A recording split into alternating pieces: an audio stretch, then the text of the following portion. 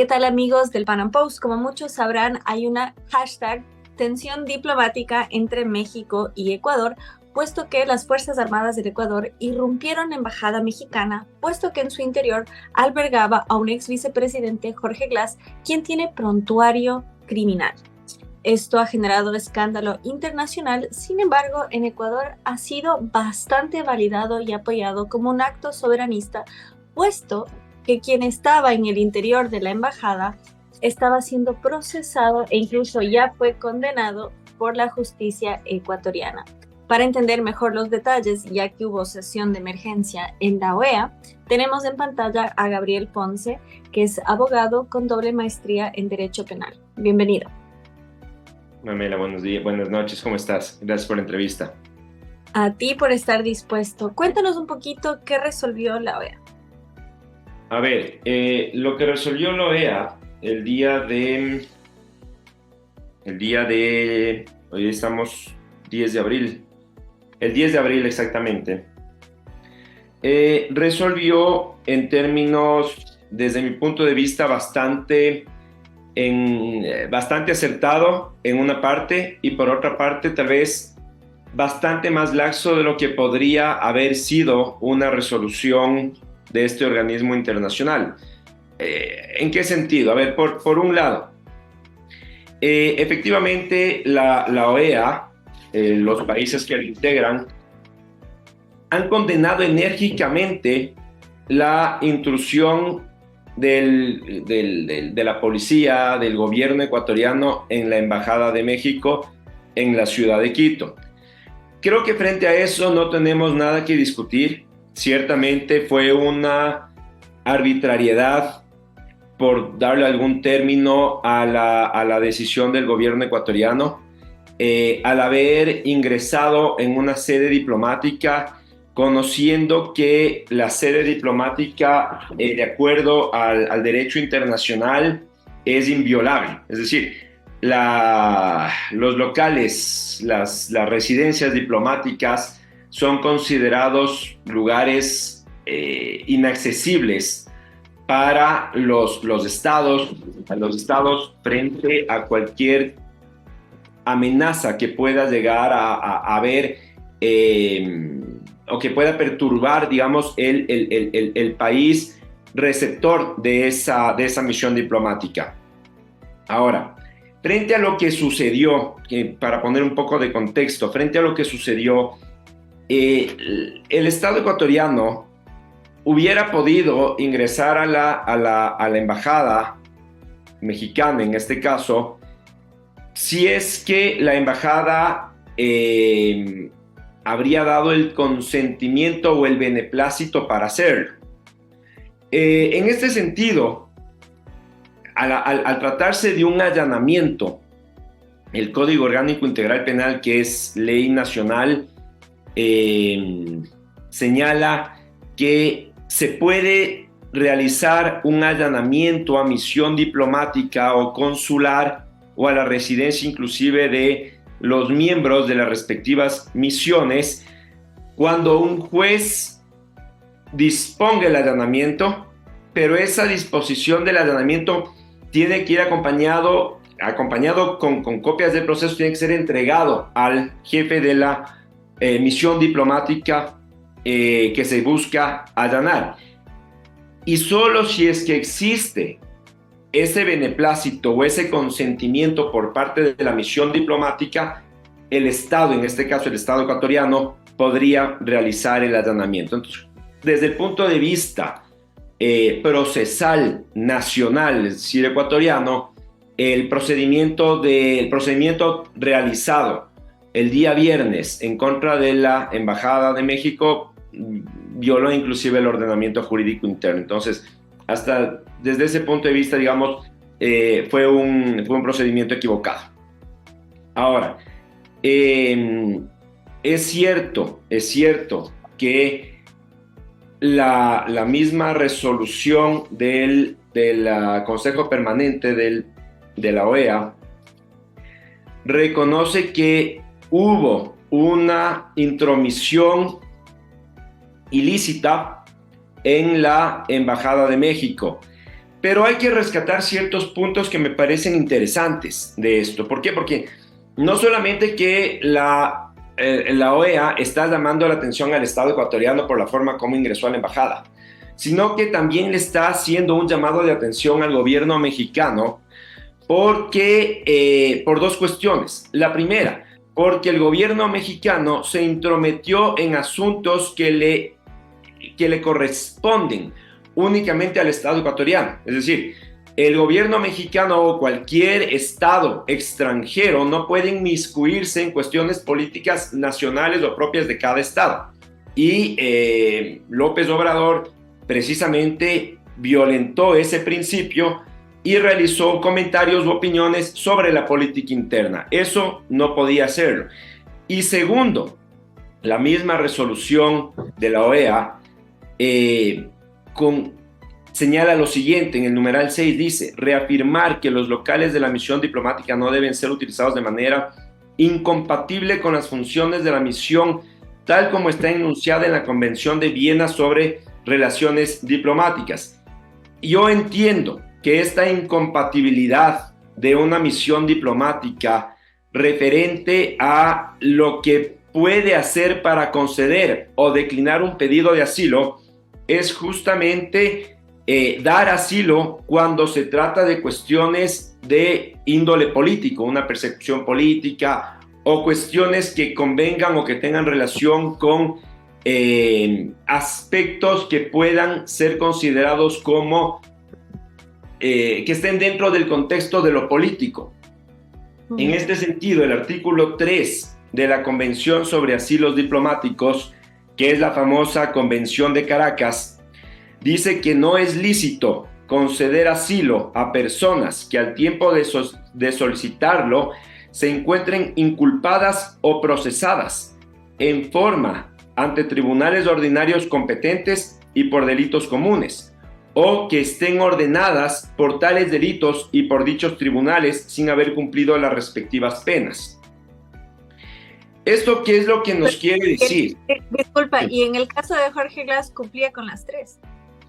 Exactamente, o sea, estamos hablando de que en el caso de Jorge Glass, él no solo que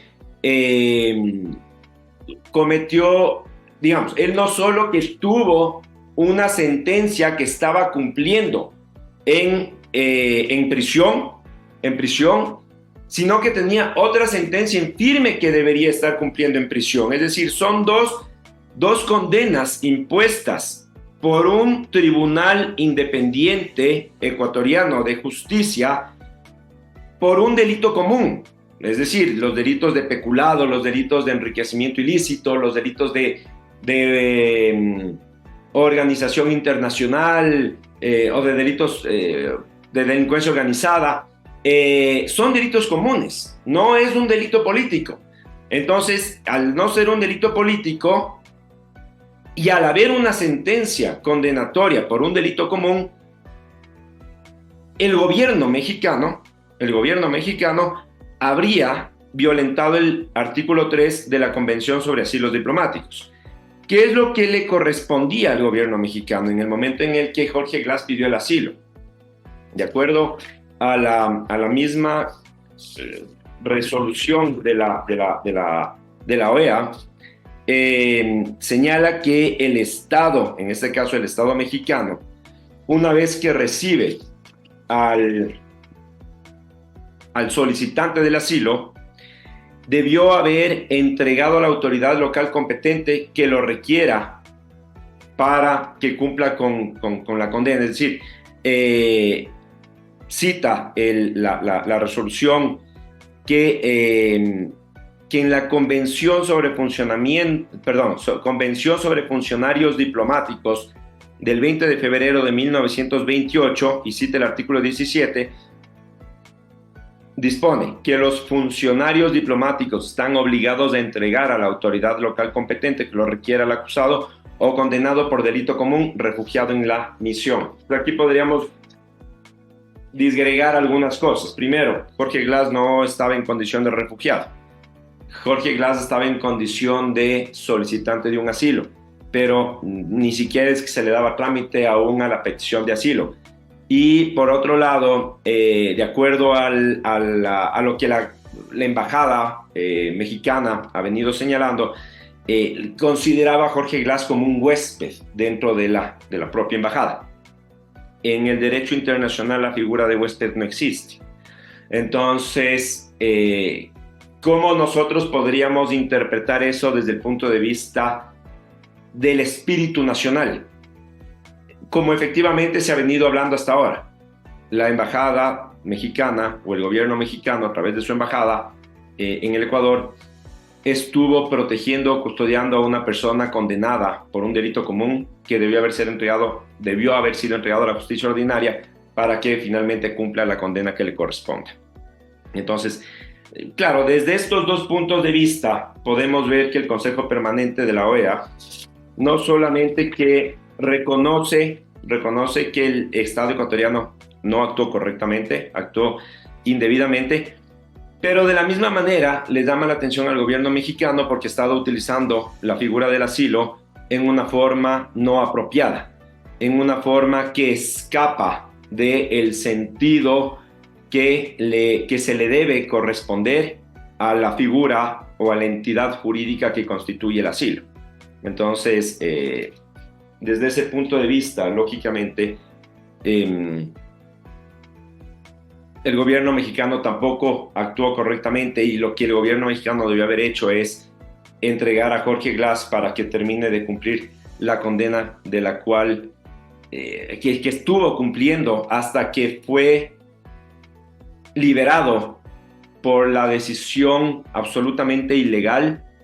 Ya sabemos qué es lo que pasó para esa liberación, otorgada por un juez que ahorita se encuentra cumpliendo prisión preventiva dentro de un proceso, de uno de los muchos procesos de corrupción que se han destapado últimamente en el Ecuador. Entonces, claro, si le preguntamos ¿cómo obtuvo Jorge Glass esa liberación? Ya sabemos que hubo alguien que pagó $250,000 para que a él le liberen y ese dinero fue entregado a un juez y esa fue la razón por la cual Jorge Glass obtuvo su liberación y salió inmediatamente a la embajada mexicana a solicitar el asilo y el gobierno mexicano lo recibió como huésped hasta el mismo día viernes que le concedió finalmente el asilo.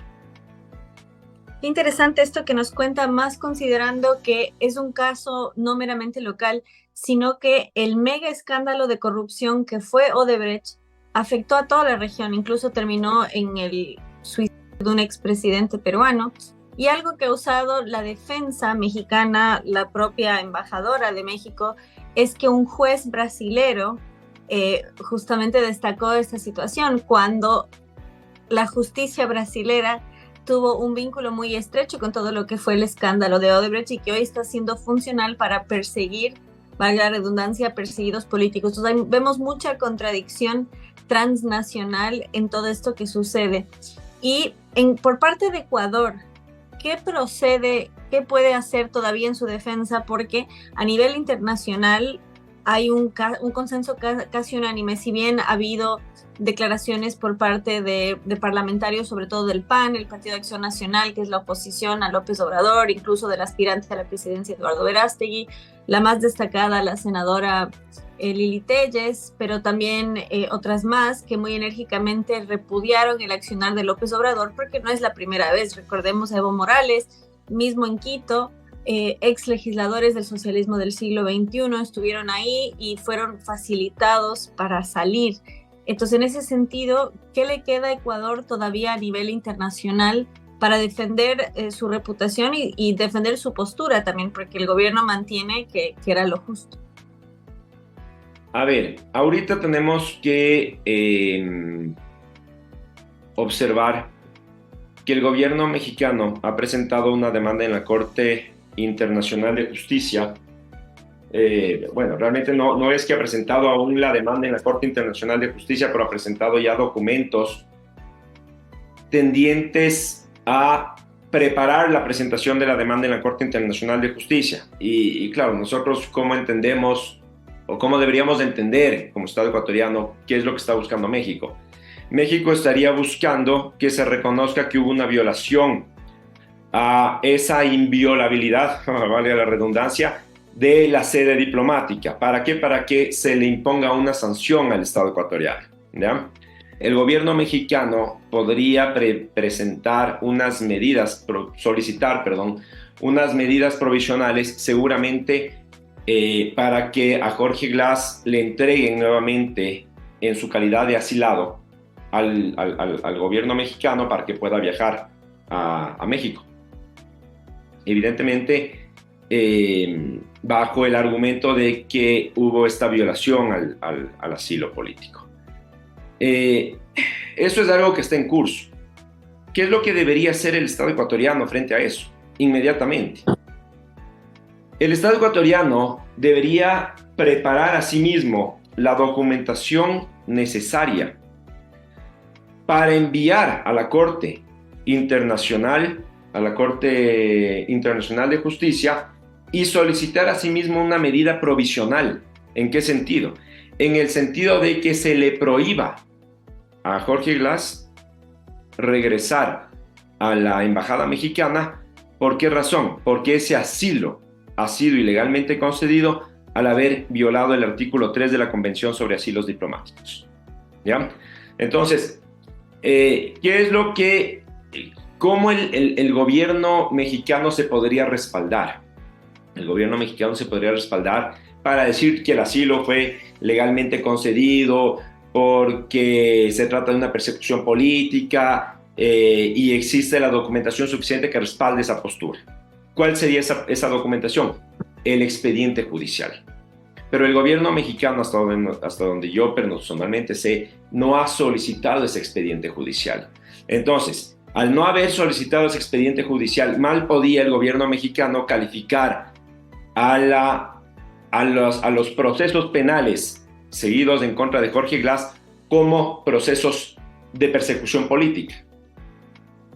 Lo único que podría hacer es realizar meras conjeturas o inferencias, pero nada más. Entonces, si es que el gobierno ecuatoriano entrega la documentación de respaldo junto con este pedido de medidas provisionales para que se prohíba o bien la entrega de Jorge Glass nuevamente a la Embajada de México o la prohibición de que Jorge Glass pueda salir del país estando dentro de la Embajada de México, es decir, no podría salir de la Embajada de México si fuese el caso de que se disponga la restitución del estado anterior antes del ingreso de los policías y exactamente los policías a la Embajada de México el día viernes. Entonces, si es que Jorge Glass tuviera que regresar a la Embajada de México hasta que se resuelva la situación jurídica del asilo, Jorge Glass no podría salir del país.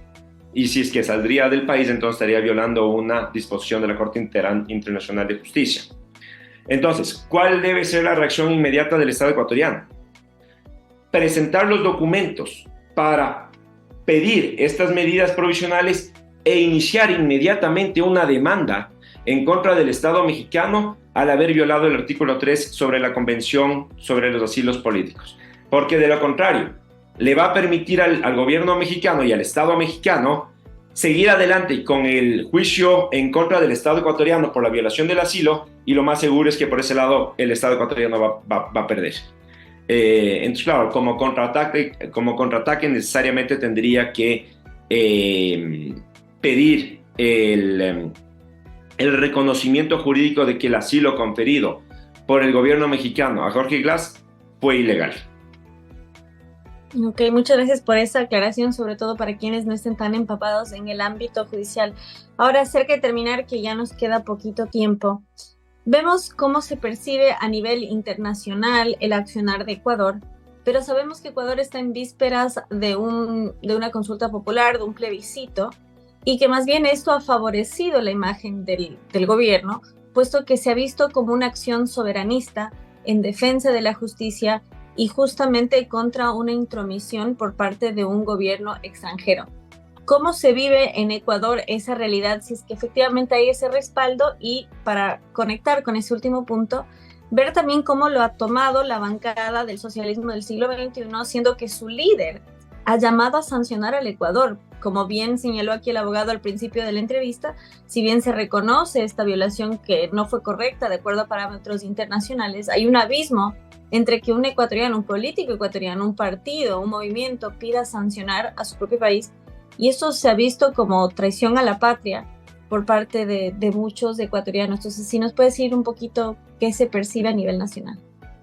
A ver, desde el punto de vista político y electoral, en mi opinión, la decisión del presidente Noboa fue medida políticamente. O sea, no fue una decisión medida jurídicamente. ¿Y por qué razón es política la decisión del presidente Noboa? Porque si el gobierno mexicano hubiera trasladado a Jorge Glass a México bajo la figura del asilo, el capital político del presidente Noboa posiblemente se hubiera visto disminuido, y disminuido considerablemente, porque ya tuvimos un antecedente en un gobierno anterior con otra persona que estuvo en la embajada de Argentina y que luego huyó. Entonces, eso habría provocado un remesón y habría provocado mucha inconformidad en el aspecto social aquí en el Ecuador.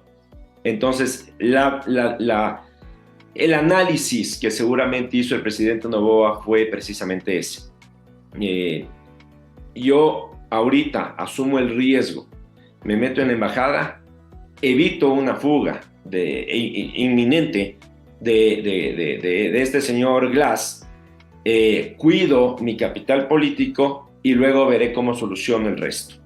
Yo creo que siempre estuvieron conscientes de que no podían violar la embajada o una sede diplomática, pero creo que el análisis es, bueno, luego veremos cómo solucionamos esto. Ahorita lo primero es cuidar esto de acá y evitar la fuga de este señor, porque evidentemente eso hubiera sido mal visto por el Estado ecuatoriano, y sobre todo porque ya muchos empezaban a hablar del pacto político entre Noboa con el correísmo y que esto iba a ser una especie de pantomima para que finalmente se pueda ir Jorge Glass y cumplir con alguna parte del acuerdo y seguir las cosas como han venido sucediendo hasta ahora. Entonces, evidentemente esto de aquí demuestra que no hubo ese acuerdo, si es que hubo acuerdo ya se rompió el acuerdo, pero que el presidente no iba a permitir que eso suceda, eso creo que ha quedado sumamente claro. Me refiero a que no suceda la fuga de Jorge Glass. Entonces, lógicamente eso creo que le ha dado un respaldo popular bastante fuerte a Noboa, a pesar de que en la conciencia nacional creo que la mayoría está consciente de que no se debe haber ingresado de esa manera en la Embajada de México. Eso por el un lado. Y por el otro lado, en cuanto a lo que ha sucedido respecto de la reacción que ha tenido la bancada que respaldaba a Jorge Glass y las personas que han estado afuera, solicitando inclusive que se declare el estado de guerra en contra del Estado ecuatoriano y dando ideas como que cierren el puerto de Guayaquil y otras cosas más. Sanciones económicas al Estado ecuatoriano por lo que ha sucedido. Realmente ese es un despropósito y demuestra que aquellas personas que han estado propugnando eso lo han hecho por una inclinación malintencionada en contra del país, porque esto no es en contra del presidente Noboa o en contra del gobierno ecuatoriano, sino en contra del país.